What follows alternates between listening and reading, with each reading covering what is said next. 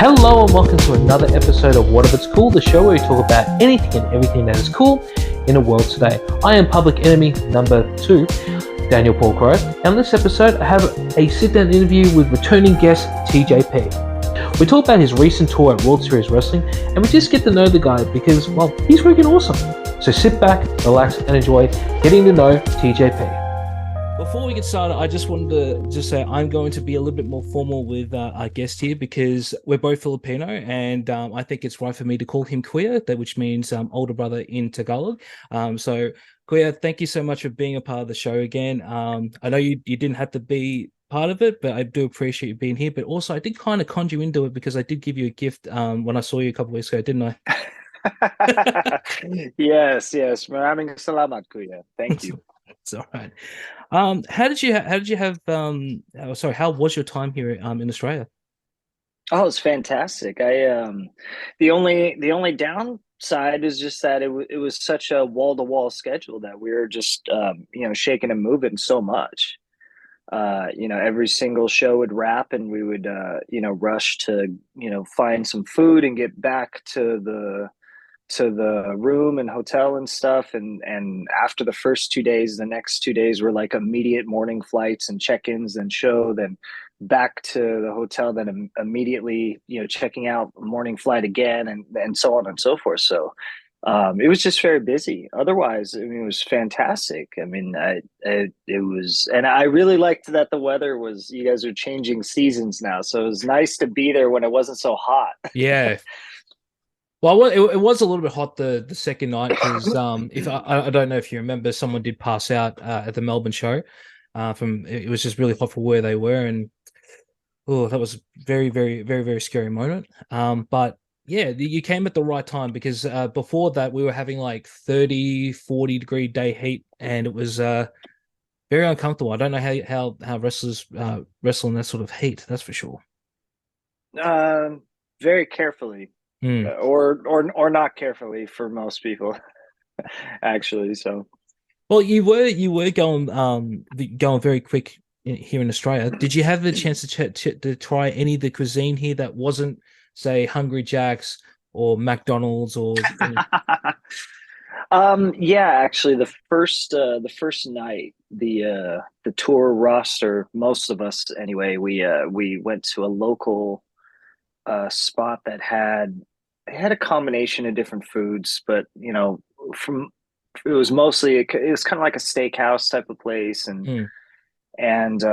it wasn't too formal, but it was definitely like a local Melbourne, um not like a chain or anything like that. So it was a nice local restaurant that we got to do, and then on our last day, we did the same. We had kind of a roster dinner together at an Italian restaurant that was really nice. Wasn't La And Paqueta, it was was it? no, Okay. I can't remember the name actually, for the life of me, but my partner Akira would be very proud because it was very like formal Italian. Like they had like prosciutto plates and like different like small portioned like authentic style like bread sticks and bread trimmings and stuff like that, and like deconstructed pizza ingredients and things like that. Yeah, he would Oh love man, it. I'm getting so hungry now thinking of that. That's great. Yeah, no, it was fantastic, and Hmm. and and like the type of place where you would like you dip your like kind of almost too hard bread in like different oils and stuff like that, where it's like very very Italian, and Oh. kind of like candlelight dimmed, and like most of the guys were having a glass of wine. It was very super Italian. So Ah. I gotta find a way to get Akira over, and we'll go there. That'll be really interesting. Maybe we can have him on the next WS tour. I mean, that is happening in October, but we're not here to talk about that. Not just yet, at least. um, did you get to at least have any kanga meat? No, I didn't have that, but I had a surplus of Tim Tams. It seemed like Ooh. every day I was being handed 3 or 4 packages of them. I came home with like 4, Which And one was your favorite? Which version of was your favorite? um, there was like this butterscotch one that was pretty good, Yeah, that's but pretty good. I think the original one is really the one I liked the most. And I don't know if the bias comes from like because I never tried Tim Tams before. Mm. It was one of the things that kind of it escaped me. I hear about it all the time, you know, and it's very popular amongst wrestlers, you know, that have traveled through. So I've heard about it, but the first night I had gotten a package as a gift, and it was the original ones, and I slowly like nibbled on that package for like I don't know the first 2.5 days, and Yeah. so I guess because that was like my first like experience, and I got to like stretch it out and like slowly like enjoy it, like you know two pieces or so here and there. Um, I think that so far is still my favorite. But there was that, and then there was God, there was another third one. Not that, and not butterscotch. I just can't remember what it was. Caramel? Uh, oh yeah, it was the caramel. Yeah. Um, so I got a three like a 3 box set of them that was like I got another original package, and then it was caramel, and then the butterscotch ones. And those are the ones that I mostly took home. That Aria got to kind of dabble in those three. So Wow. Well, next time I see you, I'm going to make sure I get nearly every single flavor so you can try every single one because they are the best. Like I know a lot of people here in Australia will say, "Oh, they're overrated." I don't give a crap. They are absolutely fantastic. Did you? no, I mean they're great. I feel like it's your guys's Oreo cookie. You know, I mean that's your guys's big like Oh, foundational I don't know like about that one. thing. I don't know about that one. I mean, Oreos are Oreos, and you can put that with anything. Tim Tams, you can have it by itself, and it's just fantastic. You know? No, yes, I just yeah, like it's it's a very foundational treat, I think, for you guys, and I'm glad that I finally got finally got to partake. Well, the nerves definitely shot on this one because I just dropped my mic. Oh God. Wow. You would think after doing how many episodes I've done now, I would not be nervous, but I am still nervous every time. Doesn't matter if I had them on the show before, or if I meet them in real life, or I've known them for years. Always nervous. Oh God. Sorry, Kuya. Oh my God. I'm so embarrassed for that one. Um. Oh, it's quite all right. Now let's just talk a little bit about your time here at WCW, and obviously you were at every show. I was happy enough to be at night one and night two here in Melbourne. I want to talk about one special moment for me. Obviously, the second match you were in on the second night, um, not many people were cheering you. Everyone was cheering everybody else, and we kind of had a moment. I don't know if you knew it was me, but I started chanting your initials, and you kind of looked over and you kind of acknowledged it, and then everyone just started cheering, and I just yeah, Yeah, I thought that was I great. heard you. Yeah. Yeah, I heard you. A lot of guys. I don't know if it's like performance nerves and things like that for most people. Um, but a lot of guys they sort of don't have their ear to the ground, like they're not in tune with the moment. They don't allow themselves to feel the moments when they're in there. So sometimes they'll miss stuff like that. But I've never had that. I've never had like performance anxiety or like nerves. So one of the things that I've always been, I guess, sort of good at is being able to be lost in the moments and sort of like be aware. I guess if Mm. that makes sense. I Yeah, know that totally. seems like an oxymoron to be lost and but be aware, but like to allow myself to absorb everything that like I could hear all the different sounds. I could usually identify where they're coming from. In this instance, it was unique because I kind of knew the identity as well. But like usually at the very least, yeah, I can feel the pulse and like kind of, you know, absorb and that's sort of a very important part of our job is to be able to do that so that you can have your hand on the dial and sort of tune them up, turn them down, take them left, take them right, that sort of thing. So, you know, it just so happened that that was what I was trying to look for in the moment, because you want to see what you have to work with and amplify it or turn it up, turn it down, like I said, and yeah, it was a nice moment, and it just sort of was exactly what was trying to see what was out there. So Yeah. it's nice that you were the source of that. Well, I tried to do it on the first night, but I got so nervous and everyone was like cheering stuff at me at the time, and I was like, I don't know, like I got nervous, and like on the second night, because like the hour before I went to the thing, I listened to our interview again, and I was like, oh, I'm so proud that I get to see you, and you get to this. Like I feel really that I didn't do it, and I went, you know what, if even if it's just me cheering, I'm just gonna do it. I'm just gonna do it, and it also leads up to when we did talk later that night. You did give me the best, well, not the best advice, but you gave me the best compliment that you're saying you hadn't done podcasts for a long time and you had really big fun and everything. I'll be fair Yeah, honest. yeah. I am always nervous when I'm doing these, and just the last year and a half that like you don't know the origin of what's been happening with us here, but for me to continue going and to have someone who is well just I to give me that I it just filled me with confidence now, and I've been I don't want to spoil anything for the future episodes, but I've gone on a risk for a lot of things, guys, and I have to thank TJP for this because he's given me the confidence here, and I've learned so much from him just from our first meeting that I've taken in my life, and just I'm kicking goals. That's all I need to say, and I have every bit of that thank to you. Well, I'm glad to hear that. Mm. Well, I want to get away from wrestling now because we've done that sort of portion. I want to get to know you a lot more because I kind of the bet on this one because on our last episode you mentioned that your Twitch handle was Mega TJP, and because you love Mega Yeah. Man. Because I was so nervous, I didn't say anything. But I want to know what is your love about Mega Man because I love Mega Man myself. I haven't played Mega Man in a very long time. My two favorites were number two and number three. But Yeah. what's your passion with Mega Man? I think those are my favorites as well.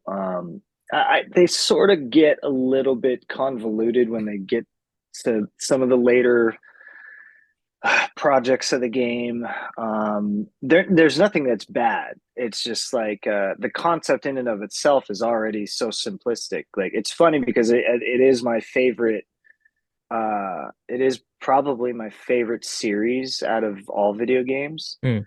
But I'll be the first person to say still like if you've played one Mega Man game, you've pretty much played them all in a way because they all work out pretty much the Yeah. same. But like some of the later ones they start to lose me at least a little bit creatively, like when they get to like Maverick and some of the other stuff. But like, I've always liked the initial numbered ones, and I loved Mega Man Powered Up, where they had like the That was chibi good. art for PSP. I Yeah. always wish they would re-release that or redo that, for the big consoles or something. I really liked what was the one that came out recently? I got it on Switch 11. Yeah.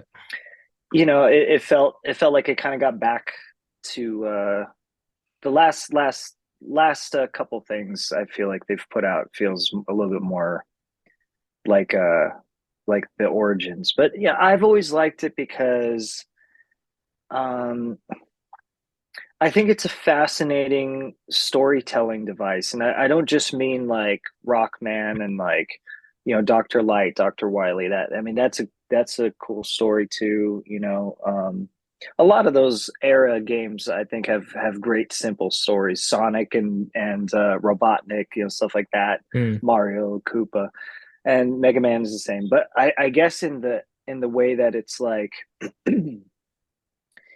and maybe this is a Capcom thing because Resident Evil is another. That's probably my second. Almost, they might be 1A and 1B my favorite video game series, and they're both Capcom, Yeah. which is funny. But the maybe it's a Capcom thing, but like the puzzle element of the way that their games play out. Like Mega Yeah. Man is, you can play it straight through in any order that you want, and I liked that. It's not like Mario, at least not like initial Mario's, like once you get to the map style Mario's, like Super Mario World, you can start to deviate from your path a little bit and Mm. do things in different orders. I liked that Mega Man, you can sort of choose your order, like what world you want to go to.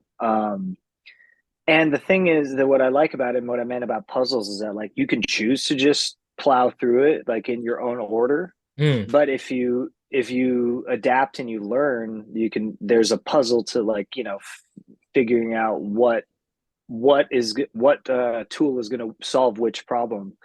So I liked that because it's like every time you beat somebody, you learn something off of them and you gain that ability. And then that is meant to be useful in the future. You don't know what for yet. And it's sort of good life advice, you know. You Yeah. never know what can be applied to something else. And I always thought that it would make for a unique wrestling character too. I mean, obviously, I sort of leaned into that when I got to WWE, but I mean, just the elements of sort of assimilating something from each opponent after you beat them. I always thought that that was a cool thing.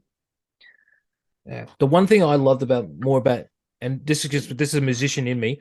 I the soundtrack was always awesome. Like I could Oh still man, the soundtrack is so good. I feel like if there is like of those three kind of staple games of that era, Mario, Sonic, Mega Man. Mario's got a great soundtrack. It's just not something that you always feel great listening to casually. You know what yeah I'm saying? Like yeah no I totally every time I hear it, I love it. But it's almost like the Beatles. Like every sound in the Mario universe is beautiful. But like unlike the Beatles, I don't feel like every occasion I feel like I can listen to Mario. Like I can't listen to it walking through the mall or something like that all the time. mm. But whenever I happen to hear it, I'm like, wow, this is great. It's timeless, you know? Yeah. Um, and Sonic has great music, but I feel like Mega Man's like sort of the in between. Like the music is so good and you can listen to it casually and it just doesn't get old. It's amazing. That's why I patterned my WWE music after it. So it's Yeah. it's so good.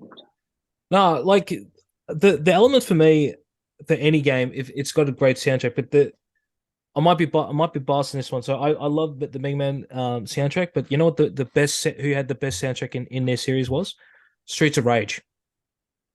Yeah, that was good. That I was reckon really good. if they play that in a nightclub, I could sit there and dance the night away with that easily. Yeah.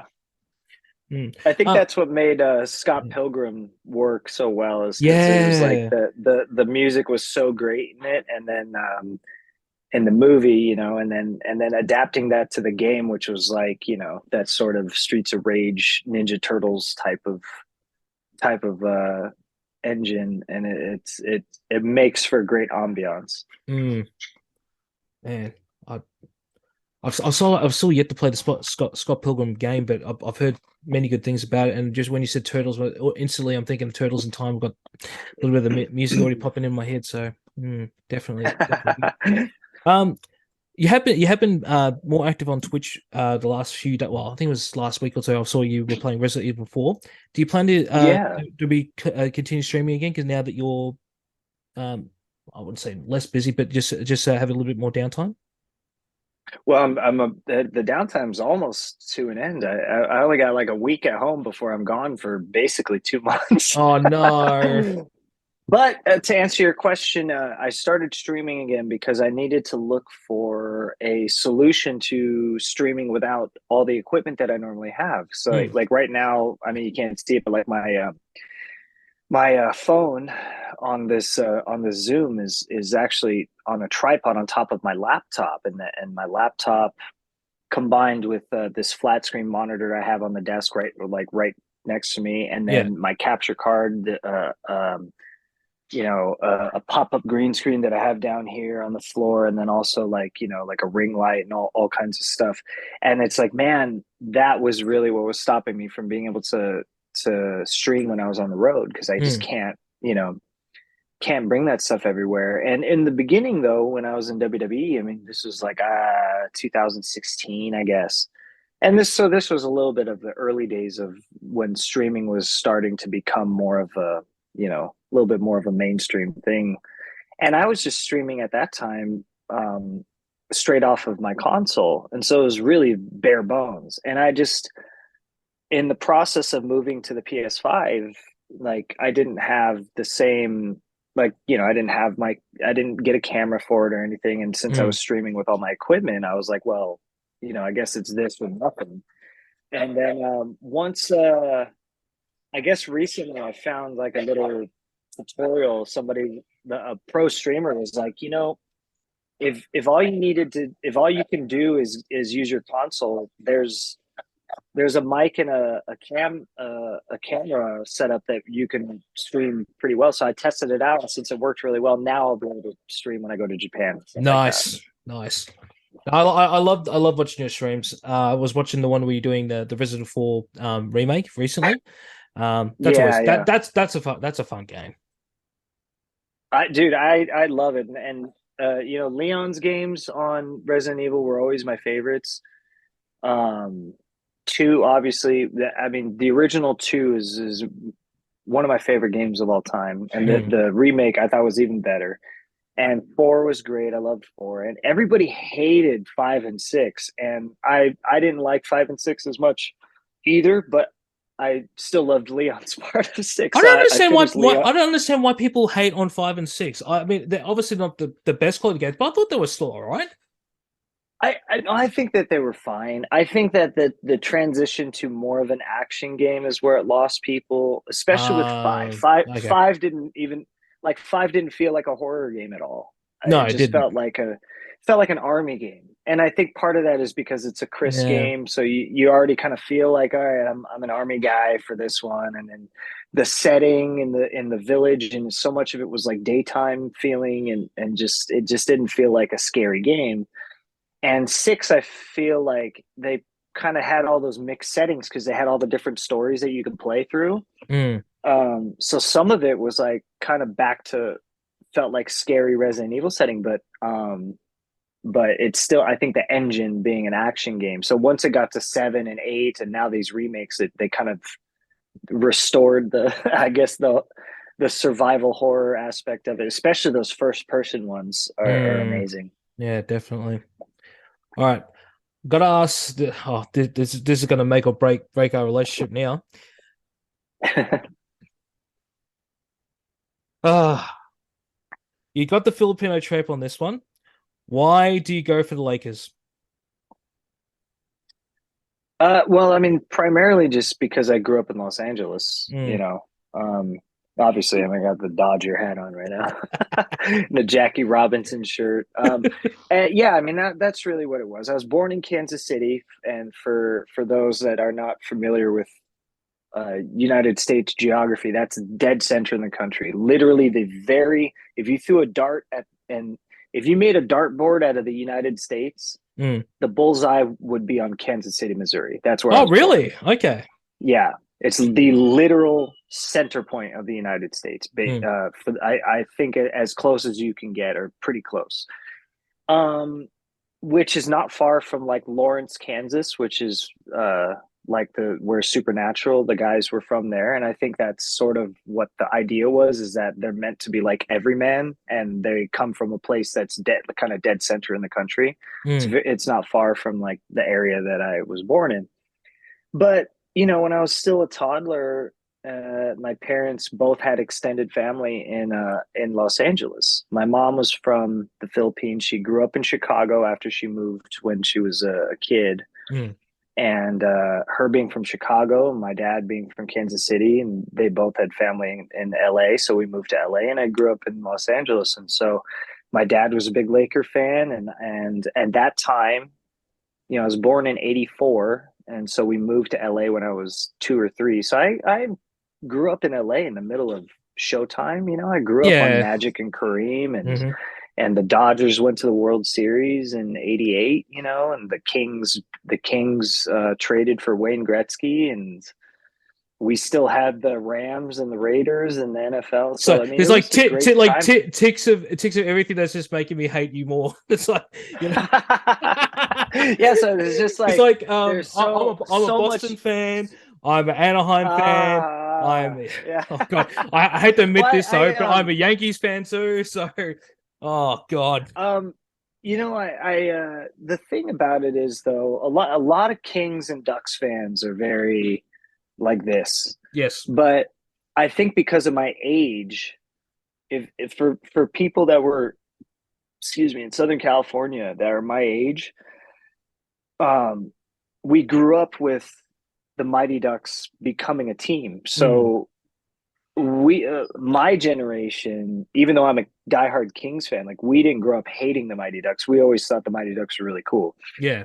Just because like they weren't really good enough to compete with the Kings immediately. Like they came in, to put it into perspective, their first year, I believe, was the year that we went to the Stanley Cup with the Canadians, or the year right after. So I it's think like, yeah, no, I think it was the same year from memory. yeah. So Yeah. to Kings fans, it was like, oh, this is cool. Like they have really cool art and uniforms, and the movie was cool. Like if you're my age, you loved them. And I still like the Ducks to this day, but I just have always been a Kings fan. But yeah, I grew up in LA at a time when so many significant LA sports history was happening. Showtime was happening. Gretzky arrived. Bo Jackson was playing football. The Dodgers won the World Series. Like Hmm. it was a big time. Wow. I'll give respect on that one, but hang on, but I have to ask this one. Do you respect the rivalry between Bird and Johnson? Oh, absolutely. Mm. Bird is one of my favorite players ever. I feel that people don't respect Larry Bird enough because they just simply don't know how good he was. They didn't watch him play. Mm. Um, Generally speaking, I've always felt that Bird was the superior basketball player. I just think that Magic had a different Thank you. engine Thank you. for Thank you. winning. Someone finally admitted it. Thank you. Like if if you put them through the skills competitions on All Star Weekend, I think Bird smokes Magic. I Yeah. just think that if you force them to play one on one, then it's a 50-50 game. Magic just had a different. He was a problem solver, and so Yeah. was Bird. And that's the thing that people don't understand. Bird he had such a will to him. But like people, and Larry, I swear, people, if you go back there, and there's if you don't want to watch a lot of stuff, you could find these like 5 to 10 minute compilation videos on Bird. There, I've seen one that was just Bird passing for 10 minutes, Mm. just him throwing passes. He was like a space alien playing basketball. It was like like people think Jordan was mind blowing. Like if you watch Bird from like 85 and earlier, Yeah. unreal, unreal. He's unreal, and it was like the way that people think now. Like when you see NBA matchups now, and it's like somebody's like, "Oh, we're playing so and so on their team may or may not be playing," and like there's a few players now that has this aura that kind of scares like opposing teams, opposing fans. I feel like maybe LeBron does, I guess. Like Giannis comes to mind, Yeah. Embiid. Mhm. Like there's significant people that it's like, KD, if it's like if KD's about to come back, then somebody playing the Suns or like the Nets would be like, "Oh God, if KD's back." People do not understand how afraid the league was of Larry Bird. Like when the Lakers played the Celtics, and it was like if there was 2 seconds left on in the game with a one shot difference, you were terrified to leave time on the clock for Larry Bird. Mm. Terrified. I mean, I've never and again, I grew up at that time, so I remember. As a kid, as a toddler, and but I remember how my dad and like people felt as like contemporary to the time, like the way that they perceived Bird. No, like nobody, no player like other than maybe Jordan and Kobe, nobody has been feared like that I've ever Mm. seen. Yeah. It was terrifying to think that Bird might touch the ball.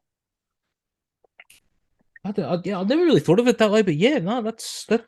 There's no one to like probably since maybe '88 was probably the last time we could really say that anyone really had that sort of moniker to him. Yeah, So yeah, yeah, I don't know. I mean, like obviously the Jordan generation and during the title years especially, you just felt like, okay, if Mike decides to turn it on, he's automatic, and people are afraid of that. And mm, then, especially by the mid 2000s, it just felt like Kobe was a space alien. It was like you cannot let him touch the ball from half court on. Like it's yeah, just you can't. And even if you did, man, that like same thing. Like now we've reached a point where a lot of people didn't grow up watching Kobe play because it's been so long, and it's like, man, go back and watch some of these Kobe clips. There's 4 out of 5 guys on the other team are literally chasing this one guy. And there's so few people in history that have had that, and Bird was one of them. yeah, Bird and Jordan and Kobe had it. I think Wilt Chamberlain was like that. Wilt kind of had that, whereas like yeah. 5 guys are trying to stop one guy and they can't do it. Like I'll probably put in the mix that's in here. Karl Malone as well was it, when he was switched on, definitely be one of them. Malone. It's so crazy the consistency with him, because it's like he was never a guy that was going to put 60 points on the board, but you couldn't stop him from scoring 25 to 30. He Mm, just couldn't, and it was that's I mean that's why he's he's all the way up on I guess now it's what, third on the scoring list because LeBron passed Kareem. yeah, So, that's right. but it's like he's been in that number 2 spot forever, and it's like you never see Malone scoring highlight videos, but it's almost like Tim Duncan in the general sense, like not Tim Duncan as a scorer or even as a defender or any one thing. It's just Tim Duncan's such a solid player and so consistent for so long that like Malone, as far as producing points, was that way for so long. And it's like it was automatic. And Yeah, Stockton, is an amazing point guard. Obviously, I mean, he had only been in the league like 10 years, and he already had made the top 50 players when they did that ceremony in, what was it, 97. yeah. They had the top 50 players of all time, and Stockton was already on the list. And it's like, man, there's a lot of great point guards, and this guy's on the list. But it's like, dude, his running mate is like moving up the all-time scoring list Yeah. rapidly, and you kind of understand why. Mm. Oh, we're nearly out of time, but first I want to congratulate you becoming the very first Australian champion here at World Series Wrestling. Um, the biggest question I have to ask, will we see you in October? Yeah, the we have already planned on the scheduling for it. It's just the up in the air part is whether we can work out the schedule with New Japan. We're not sure as that far ahead, I guess. Hmm. But barring barring a schedule conflict in Japan, they have my full commitment. So that's the plan. Beautiful. All right. Hopefully we see you back here in October. Yeah, because one, I do want to get you all those Tim Tams, but two, I want to see you with the with that belt, take a photo with you, and possibly hold it.